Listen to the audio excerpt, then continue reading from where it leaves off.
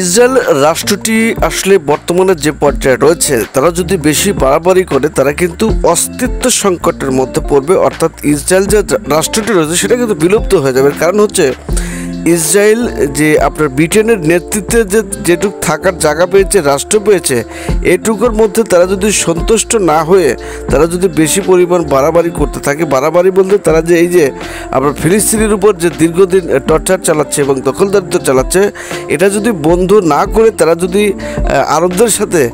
মিলেমিশে থাকতে না পারে, সেই ক্ষেত্রে যে কোনো মুহূর্তে একটা ইসরায়েল কিন্তু অস্তিত্ব সংকটে পড়ে যাবে। কারণ বিশ্বের যে অবস্থা এবং আপনার ইসরায়েল মধ্যপ্রাচ্যে যে ধরনের টর্চার শুরু করেছে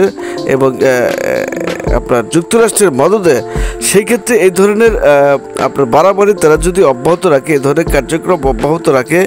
এবং ইসরায়েল রাষ্ট্রটি ইহুদি যারা মানুষগুলো রয়েছেন, ইহুদি যারা, তারা যদি আসলে এই আরবদের মন জয় করতে না পারে, আরবের শাসকদের কথা আমি বলছি না, আরব ভূখণ্ডের যারা মানুষ রয়েছে তাদের সাথে তারা যদি মিলেমিশে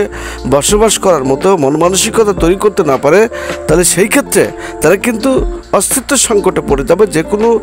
সময় যে কোনোভাবে তারা হামলার শিকার হতে পারে এবং ইসরায়েল রাষ্ট্রটি কিন্তু বিলুপ্ত হয়ে যেতে পারে।